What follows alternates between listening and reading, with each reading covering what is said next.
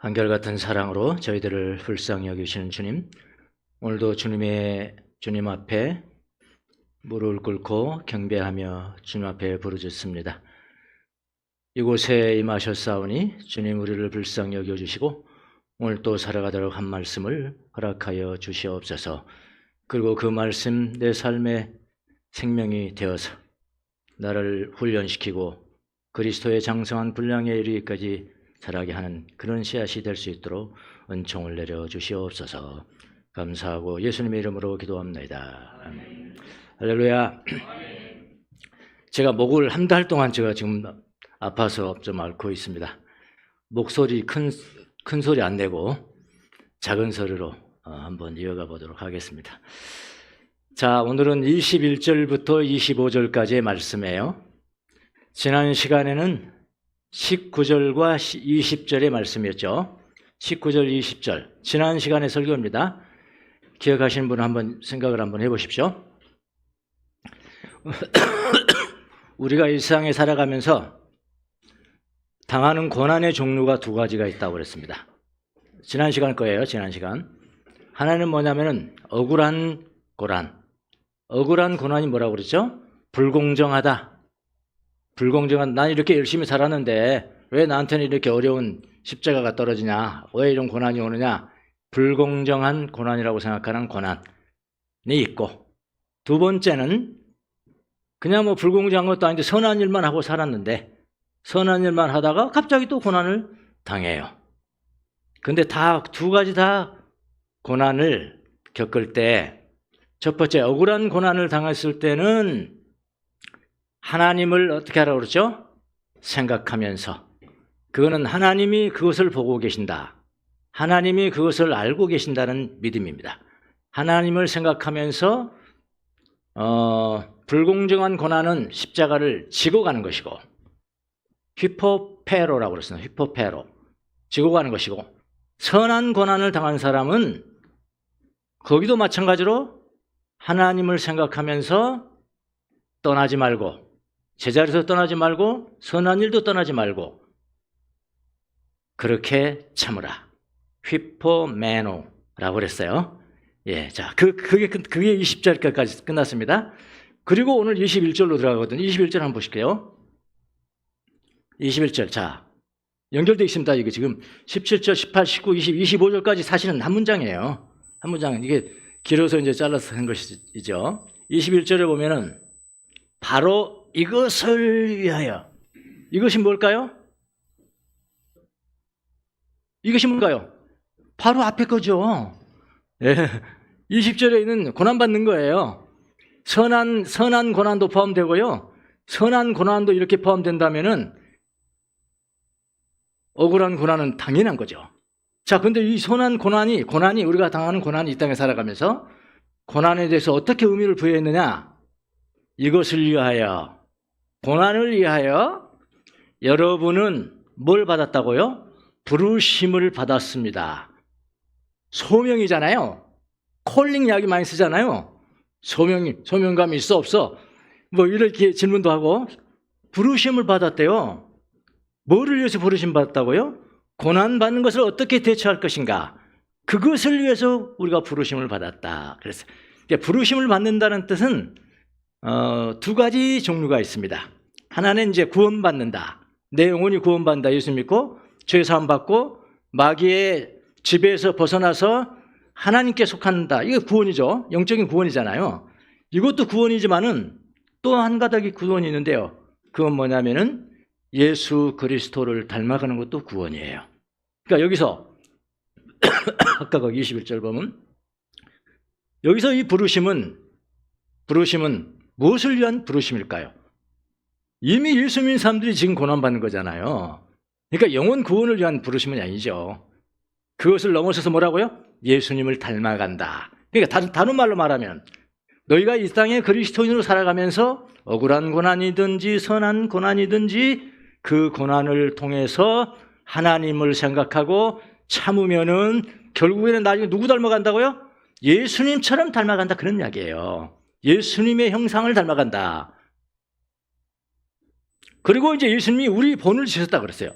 그리스도께서도 여러분을 위하여 고난을, 예수님이 우리를 위해서 고난당하셨어요. 우리를 어떻게 하려고요? 구원시키려고요. 구원시키려고 고난을 받았고, 그리고 그분은 우리에게 이걸 남겨주셨어요. 오늘 우리가 이걸 볼 거예요. 이거를 남겨주셨다. 예수님이 본을 보이셨다. 뭐 고난.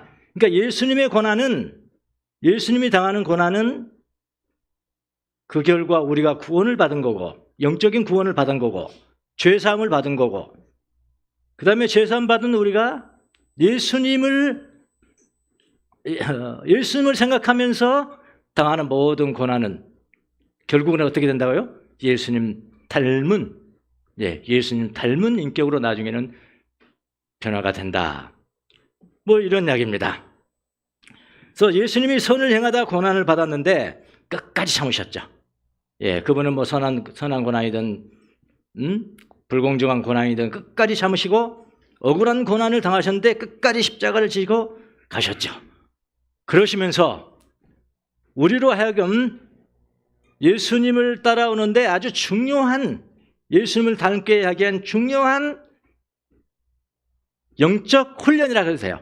중요한 영적 훈련을 두 가지를 남겨주세요. 누가요? 예수님이요. 어떤 성경이에요? 오늘 성경 21절. 21절 나오세요. 두 가지 아주 중요한 훈련의 어떤 도구? 이렇게 하라. 너희들은 구체적으로 맞춰서 이렇게 훈련하라. 나를 따라오면서 고난을 당할 때 이렇게 훈련하라. 두 가지를 우리에게 남겨주고 가셨어요. 자, 그 첫째는 뭐냐면은, 첫째는 본을 남겨주셨대요. 여기 나오죠. 본. 예, 본을 남겨주셨대요. 본 받아라, 본 받아라. 그 전라도 말하면 뻔이라고 그랬어요. 본을 남겨주셨다. 여기 본을 남겨주셨다는 헬라어가 히포그람모스입니다. 히포그람모스. 앞에 여기 나오네. 글씨본부터 시작해. 글씨본 아시죠? 어린이집 교사하신 분들 아실 텐데요. 글씨본 여러분이 주면 제하고도 했어요. 이거요. 기억년 할 때요. 밑에 그 본이 있잖아요. 본이고 우리 애들은 어떻게 힘들어요. 기억 힘들어요. 기억 니은 정도는 그냥 쓰는데요. 좀 복잡한 받침이 두 개 있는 거는요. 받침이 위에가 가고 막 밑에 가고 그래요. 이것도 안 됩니다. 이게 뭐 지난하게 훈련되지 않으면 안 돼요. 처음에는 막 삐뚤빠뚤 글씨본 있는데도, 글씨본이 있는데도 삐뚤빠뚤해요. 근데 나중에 보면 어느 순간에 이제는 그 글씨본 없어도 자기가 훈련된 거죠. 그 글씨본이에요. 글씨본이 성경이 나왔어요. 얼마나 베드로가 시적인 언어입니까? 시예요, 시. 안쪽에 시. 네. 그림까지 이미지를 해주잖아요. 그냥 뭐 이젠플이 됐다, 우리 롤 모델이 됐다, 그 정도가 아니에요. 글씨본이 되셨다는 글씨본.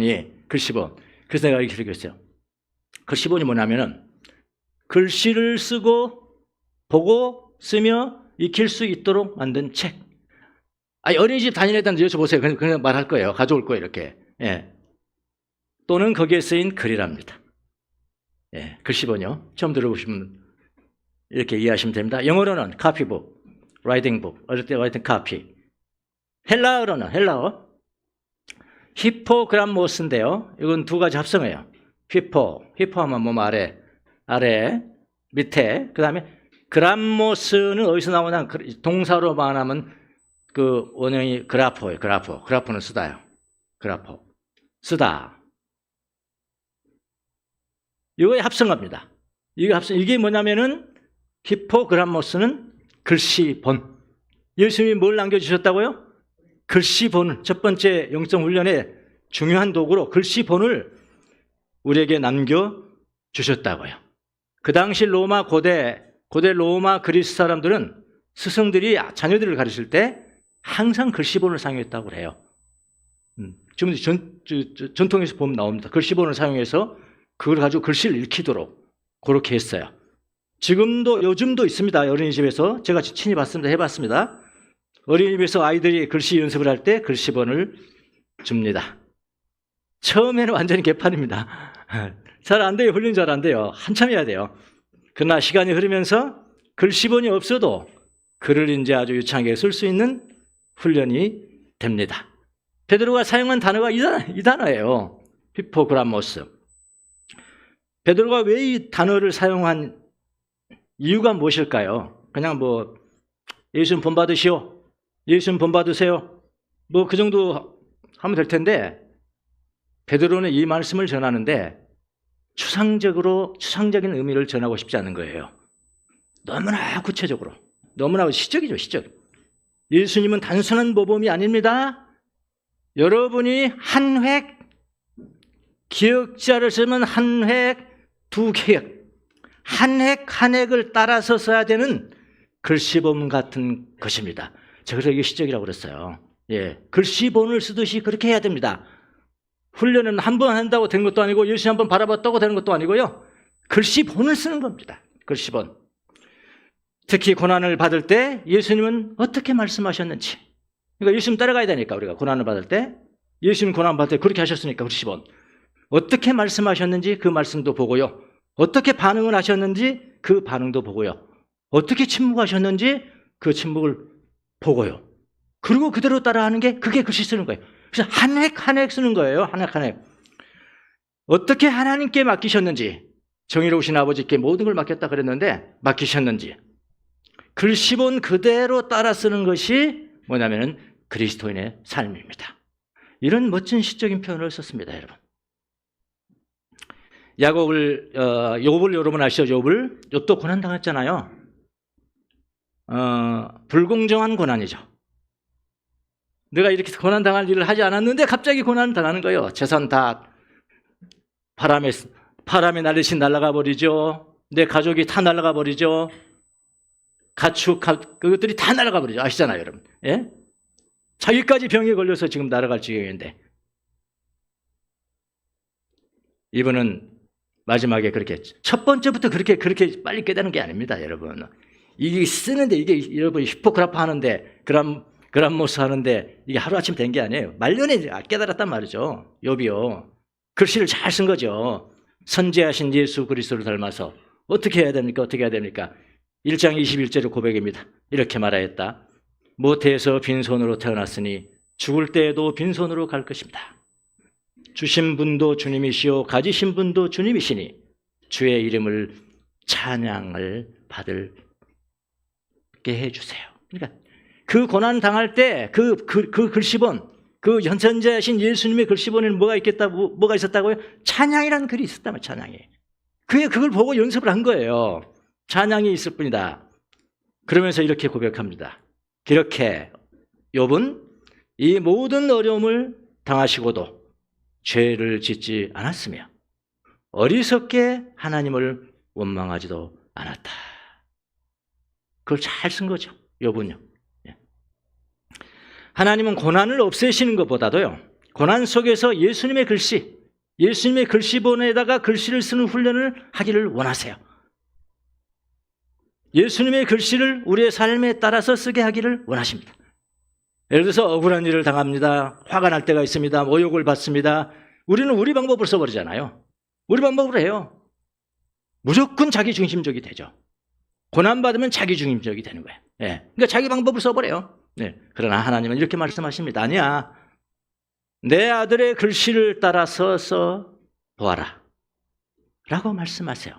내 아들이 너에게 주는 히포그람모스가 있다. 글씨본을 따라서 써놔라. 한 번 써도 안다고 한 획 쓰다 보고 훈련되고 또 쓰다 보면 우리의 삶에는 점점 예수 그리스도의 성품이 새겨지는 것이죠. 너무 시적이죠? 이해가 팍 되십니까? 어떻게 성경에 이런 히포그람모스를 썼을까요? 글씨본. 예를 한번 들어볼게요. 예수님 지금 고난 당하고 계십니다. 억울한 고난이죠. 불공정한 고난이에요. 십자가에서요. 그때 예수님 어떻게 하셨을까?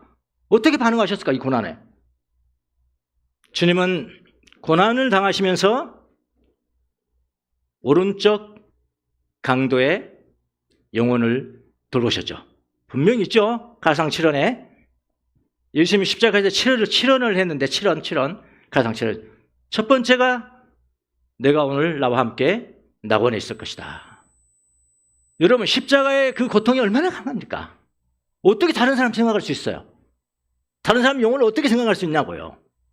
근데 예수님의 그 글씨 보내는 다른 사람의 영혼을 돌봄. 이게 되는 거예요.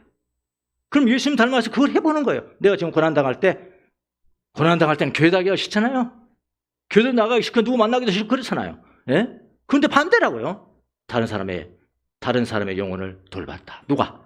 예수님이. 그게 예수님의 글씨본이라고요. 그걸 또 쓰고 또 해보고 그것이 내가 인격이 될 수 있도록. 그런 경우도 있고요. 또 예수님이 고난 중에도 해야 할 일을 다 하셨어요. 요한에게 어머님을 맡기시죠? 여자여 당신의 아들이다. 맡기셨잖아요. 고난당할 때 왜 그런 생각이 나냐고. 다른 사람이 일을 위해서 내가 뭘 지금 해야지 돼. 내가 죽게 생겼는데. 그렇잖아요. 그건 우리의 생각이고. 예수님은 어떻게 했다고요? 고난 중에도 반드시 해야 할 일을 그대로 하셨다. 이런 거죠. 그 예수님의 글씨본이에요. 글씨본. 또 있어요. 십자가에 못 박은 사람들을 용서하는. 그게 다 예수님의 글씨본이에요. 네 뜻 행하지 말고 예수님의 글씨본을 따라 쓰란 말이야. 한 획 하는 거야. 훈련될 때까지 완전히 익숙해질 때까지 그렇게 하라는 거야. 그렇게 쓰랍니다. 그리고 내가 목이 마르다. 피 흘리고 저거 하니까 목이 마르겠죠. 예수님이 내가 목이 마르다 하시잖아요. 고통을 말씀할 수 있는 거예요. 우리도 마찬가지로 고난당할 때 이야기할 수 있는 거예요. 토로할 수 있는 거예요. 부끄러운 것도 말할 수 있는 거예요. 그 예수님 닮아가는 거예요. 그렇게 하면서 고난 가운데. 그 다음에 끝까지 예수님은 순종하셨죠. 어떻게 순종하셨어요? 아버지여 내 영혼을 아버지 손에 맡기나이다. 부탁합니다. 이 맡김이라는 단어가 대단히 중요한 단어인데요. 우리는 쉽게 하지만 숙달이 되는 것은 어려워요. 맡기는 훈련. 예수님 앞에 맡기는. 예수님 네 짐을 나한테 맡기라 그러잖아요. 내 짐을 나한테 맡기고 네 죄를 나한테 맡기고 너의 모든 문제를 나한테 맡기고 평안해라. 너는 걱정 근심 나한테 맡기고. 말은 쉬워요. 근데 맡기긴 하는데 맡기는 건 아닌 것 같아. 맡기는 건 맡깁니다. 그리고 돌아설 때 그들 그걸 가져가는 거니까.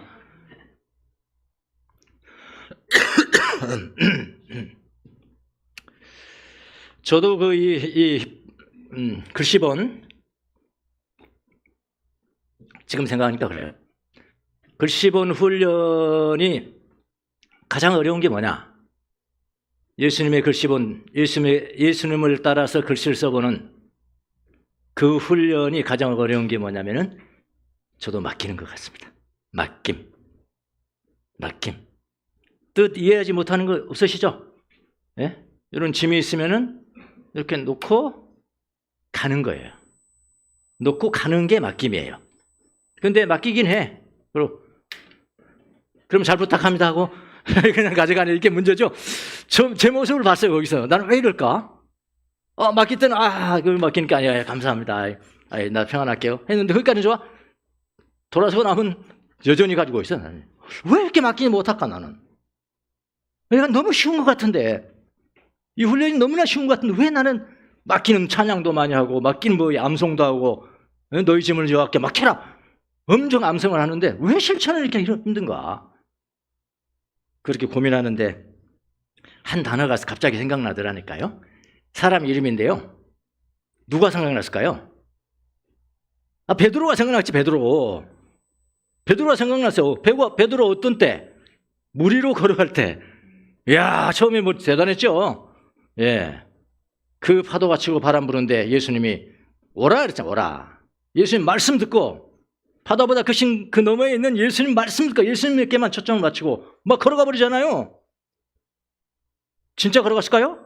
진짜겠죠. 성경이 진짜죠. 물속에 막 갔어. 가는데 갑자기 몇 초나 걸릴까 모르겠어. 난 이제 찾아가는 게 맡긴 거 찾아가는 게 몇 개인지 모르겠어요. 몇 초 뒤에 그냥 뭐 보고 놀랬냐면 바람을 보고 놀랬다고 그랬어. 바람 그냥 보지도 않는 바람을 보고 놀래니까 빠져들어가죠. 빠져들어가는데, 아, 나만 이런 게 아니구나. 나만 이런 게 아니고 수제자인 베드로도 이렇게 하는구나. 베드로 그렇다면 모든 성도들이 어려울 거야. 나만 특히 어려웠겠어? 아마 여러분도 마찬가지일 거 아니겠어? 나는 그 훈련 중에 맡기는 훈련이 제일 힘들 것 같다.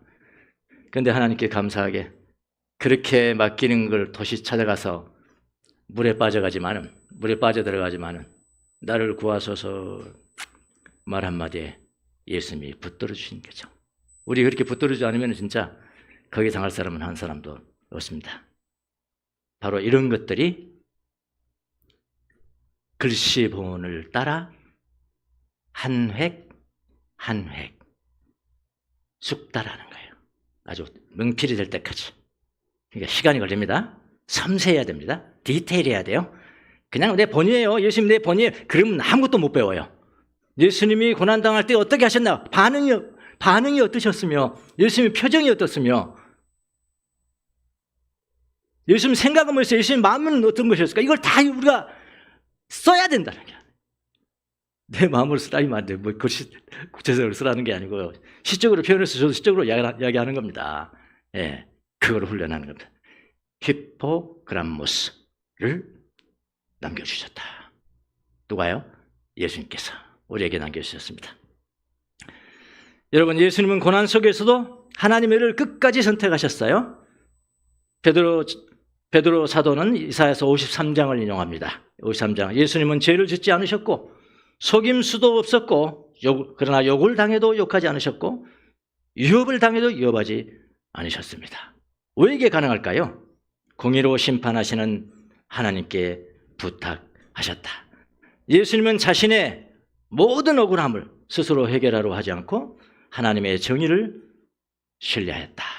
이게 첫 번째 훈련, 중요한 훈련입니다. 우리 예수님 닮아가는 훈련 중에 첫 번째 훈련. 원어에 보면은 히포그람모스가 더 앞에 나옵니다. 발자국보다 더 앞에 나와요.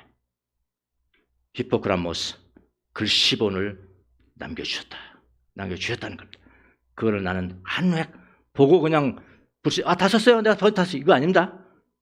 내가 직접 한 획 그려보고 써보고 정확하게 쓸 때까지 훈련하는 겁니다. 그렇게 하기 위해서 히포그람모스를 남겨주셨다는 겁니다. 자, 그럼 두 번째. 첫 번째 그의 방법이었고요. 두 번째는 뭐냐면은 발자취를 남기셨대요. 21절은 보면 오늘 성경 거의 다 됩니다. 예, 발자취. 하나는 본이 앞에 나옵니다. 헬라 보면. 예. 본과 발자취를 따르게 하려고. 발자취. 이거는 발자국이라는 소리예요. 발자취. 여러분이 그의 발자취를 따라오게 하셨느니라 이렇게 했잖아요. 여기서 이제 발자취라는 것이 발자국을 납니다. 예수님의 발자국이겠죠. 발자국을 그걸 뜻해요. 그러나 베드로는 두 가지 비유를 함께 다 사용합니다. 하나는 글씨본이고 다른 하나는 발자취. 이게 좀 달라요. 발자취 합니다. 저는 시골에서 이제 국민학교 5학년 1학기까지 다녔습니다만은 한 4학년쯤 되면은 못하는 게 없어요. 어른들이 하는 걸 다 해요. 생각도 그렇고요. 행동도 그렇고요. 심지어 도박까지 하는데 하트 가지고 도박까지 해요. 저녁에 할 일이 없어요. 할 일이.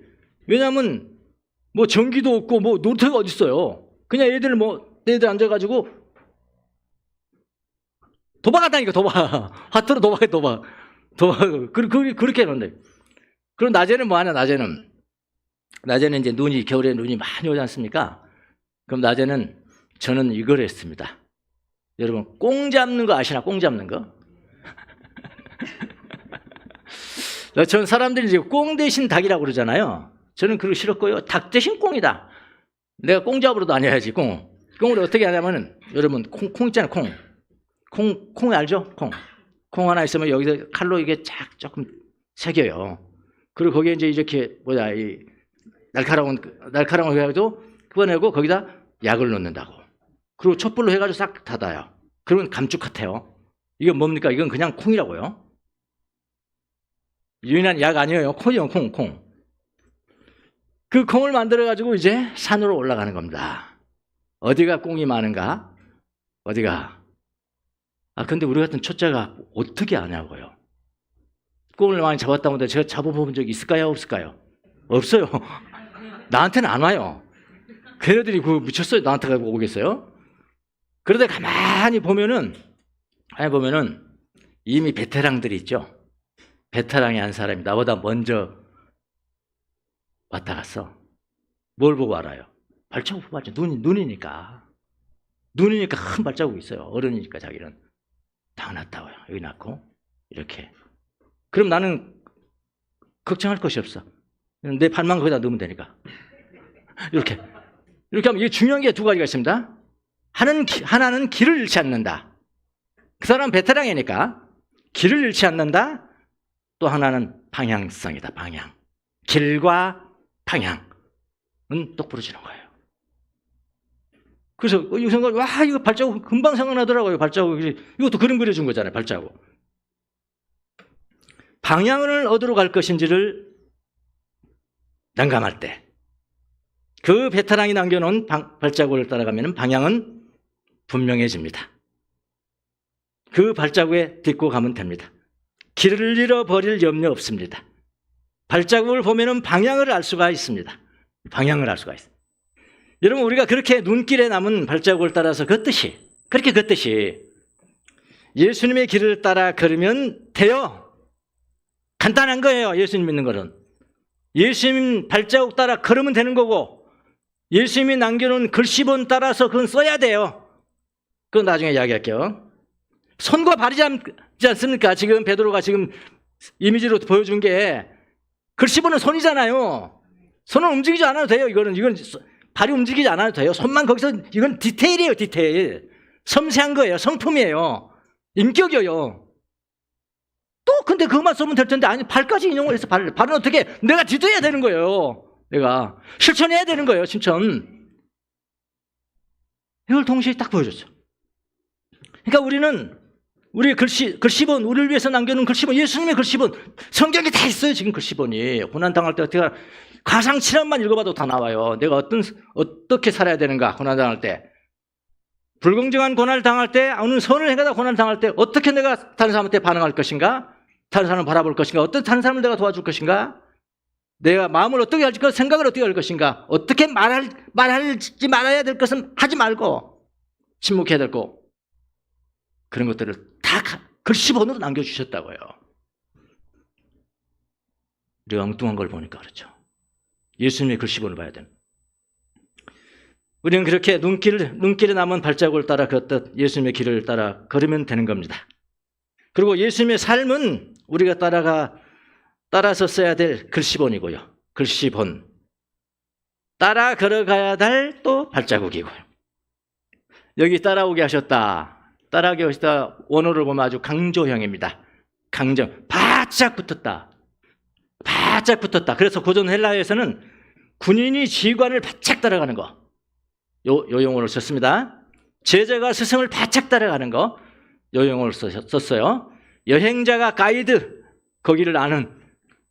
가이드 뒤에 안 따라가면 그건 길 잃어버리거든요. 예. 그 앞사람의 길을 바짝 따라가는 것 등에 사용하는 단어입니다. 여러분, 예수님을 단지 존경하는 대상으로 보시면 안 됩니다. 예수님의 뒤를 그대로 따라 걷는 것입니다. 이게 발자취의 훈련. 하나는 글씨본의 훈련이고 다른 하나는 발자취의 훈련입니다. 그런데 가만히 보세요. 베드로가 본을 하나만 써도 돼서 사실 어떻게 보면 다 본받아라 하면 다 알잖아, 우리가 다. 근데 본도 있고 뭐도 있냐면 발자취도 있어요.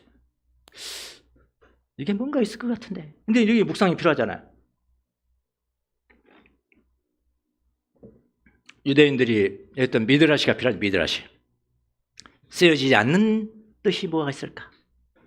왜 굳이 손으로 할 수 있는 글씨 쓰는 손, 발자취를 걸어갈 수 있는 손발을 다 언급을 했을까? 하나만 쓰면 되는데 굳이 둘 다 사용한 것은 각각 다른 측면을 강조하기 위해서 그랬던 겁니다. 제가 지금 말씀드렸습니다. 제일 먼저는 손입니다. 손으로 쓰는 것은 예수님의 성품과 인격을 배워가는 과정입니다. 습관이 돼야 되고요. 성품으로 이어집니다. 글씨는 하루아침에 닮아간 게 아니에요. 네? 저는 막 글씨가 개발세발 써요. 이거 어릴 때 잘못 배워서 그러는 거예요. 지금 고칠 수 있어요, 없어요? 못 고쳐요. 못 고칩니다. 글씨는 그런 거예요. 그 당시에 섬세하게 이제 글씨를 배워가야 되는. 그래야 그것이 습관이 되고 성품이 되고.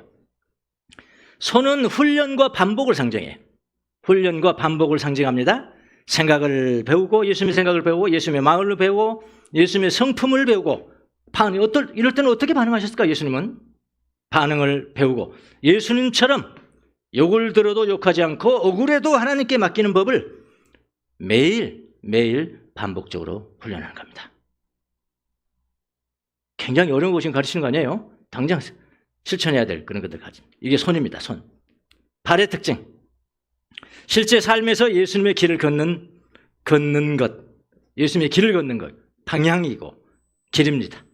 발자국은 삶의 방향을 나타내는 거예요. 예수님처럼 섬기는 길. 그 길 걸어가면 돼요, 고난 때. 사랑하는 길, 십자가의 길, 고난의 길을 실제로 걸어가는 겁니다. 따라서 발은 삶과 실천과 순종을 상징합니다. 예, 여러분, 제자는 머리로만 배우는 게 아니에요. 손을 써야 돼요. 손을 써서 예수님의 인격을 배워야 됩니다. 발을 써서 모두 다 사용하는 사람들이에요. 그래서 베드로전서 2장 21절에 1절은 제자도의 두 축이잖아요. 마음 형성과 실천, 순종이죠, 순종. 순종을 이렇게 아름답게 표현하는 단어입니다. 시입니다, 시. 예. 다 마쳤습니다. 몇 가지 하라고요? 두 가지. 글씨본. 예수님이 글씨본을 우리에 남겨주셨다. 두 번째는 뭐라고요? 발자국을 남겨주셨다. 이 두 번 실천하시면 살아가는 여러분이 되시기를 예수님 이름으로 축원합니다. 네.